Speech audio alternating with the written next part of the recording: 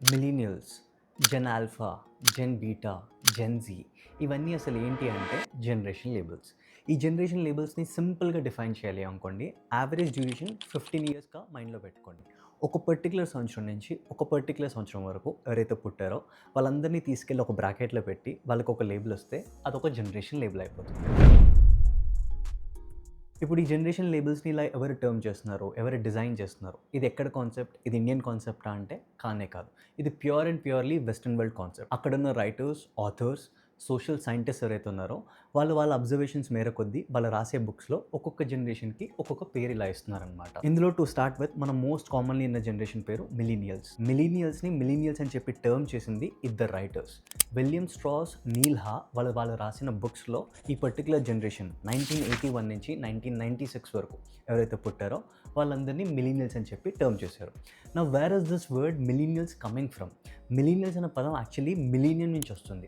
Christian కాన్సెప్ట్‌లో ఒక 1000 సంవత్సరాలు గడిచిందనుకోండి, దాన్ని ఒక మిలీనియం అంటారు. ఈ రైటర్స్ లాజిక్ పరంగా 1981 నుంచి 96 వరకు ఎవరైతే పుట్టారో వాళ్ళందరూ ఒక మిలీనియం కంప్లీట్ చేసి ఒక కొత్త మిలీనియంలోకి వెళ్తున్నారు కాబట్టి ఆ లాజిక్ మేర కొద్దీ వీళ్ళని మిలీనియల్స్ అని చెప్పి టర్మ్ చేశారు. ఇప్పుడు మిలీనియల్స్‌కి ఇంకో జనరేషన్ లేబుల్ ఉంది which is called gen Y. Gen Y తర్వాత వచ్చింది జెన్ జీ. సో ఇప్పుడు ఈ gen Y, gen Z logic అర్థం చేసుకోవాలి అంటే దీనికన్నా ముందున్న జనరేషన్ ఎక్స్. దీన్ని ఇలా పాపులర్ చేసింది ఒక రైటర్ కాల్డ్ డాగ్లస్ కోప్లాండ్. ఆయన బుక్ పేరే ఆయన కూడా జనరేషన్ ఎక్స్ అని పెట్టారు. కాకపోతే ఇది ఆయన క్రియేషన్ కాదు. ఆయన రెఫరెన్స్‌గా తీసుకున్నారు from previous social scientist. So 1965 నుంచి 1980 వరకు ఎవరైతే పుట్టారో వాళ్ళందరినీ కూడా జనరేషన్ ఎక్స్ అని చెప్పి అప్పుడున్న సోషల్ సైంటిస్ట్ వాళ్ళ అబ్జర్వేషన్ మేర కొద్దీ పెట్టారు.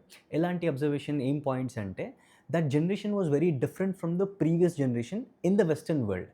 ఏ రకంగా డిఫరెంట్ అంటే they were very rebellious in nature. అథారిటీస్‌ని క్వెషన్ చేయడం, అలాగే కన్జర్వేటివ్ మైండ్ సెట్స్ ఉంటాయి కదా! దాన్ని బ్రేక్ చేయడం. ఆ పలంగా వేరే వీళ్ళు కొద్దిగా డిఫరెంట్‌గా ఉన్నారని చెప్పి జనరేషన్ ఎక్స్ అని చెప్పి లేబుల్ చేశారు. అక్కడి నుంచి ఆల్ఫాబెటికల్ ఆర్డర్‌లో gen X, gen Y, gen Z వచ్చాయి. ఇప్పుడు జెన్ వై మిలీనియల్స్‌గా ఎందుకు మారిందో మీకు నాకు బాగా తెలుసు. జెన్ జీ మాత్రం జెన్ జీలోనే ఉండిపోయింది. దానికి ఒక టర్మ్ వచ్చింది, స్లైట్‌లీ పాపులరైజ్ అయింది which is called zoomers. Because of a show called boomers again in the western world. Gen Z duration వచ్చేసి 1997 నుంచి 2012 వరకు ఎవరైతే పుట్టారో వాళ్ళందరినీ జెన్ జీ అంటారు. And now comes the latest generations, generation alpha, generation beta. వీటిని ఇలా టర్మ్ చేసింది మార్క్ మెక్రెండల్ అని చెప్పి ఒక ఆథర్. టైం పీరియడ్స్ వచ్చేసి 2013 నుంచి 2024 వరకు వాళ్ళందరినీ జెన్ ఆల్ఫా అంటారు. జెన్ బీటా ఏదైతే ఉందో 2025 అంటే ఈ సంవత్సరం జనవరి 1 నుంచి ఎవరైతే పుట్టారో వాళ్ళందరూ జనరేషన్ బీటా. ఆల్సో మీరు ఎప్పుడైనా ఆలోచించారా, ఈ ఆల్ఫా, బీటా చిన్నప్పుడు మనం ఎడ్యుకేషన్ పరంగా కూడా చాలా సార్లు విన్నాం. కానీ what are these alpha, beta అని చెప్పి ఎప్పుడన్నా పాండర్ చేశారా? నేను ఈ కాంటెంట్ చేస్తున్నప్పుడు నాకు ఆ థాట్ వచ్చింది. సో రీసెర్చ్ చేస్తే నాకు ఒక simple yet very interesting fact తెలిసింది. ఏంటి అంటే alpha, beta, gamma, delta are nothing but the first 4 letters of the language Greek. Greek is also one among the most ancient languages just like our Sanskrit. And ఇక్కడ ఈ writer ఇలాగా term చేయడానికి reason ఏంటి అంటే అక్కడున్న ఆల్ఫాబెటికల్ ఆర్డర్ కంప్లీట్ అయిపోయింది. ఒక కొత్త శతాబ్దం, 21వ శతాబ్దంలో ఒక కొత్త ఆర్డర్ ఉండాలని చెప్పి ఆల్ఫా, బీటా, గామా ఆర్డర్ ఇస్తూ టర్మ్ చేశారు. సో ఇప్పుడు మనం 1965 నుంచి 2025 వరకు ఉన్న జనరేషన్ లేబుల్స్ అన్నీ కవర్ చేసేసాం.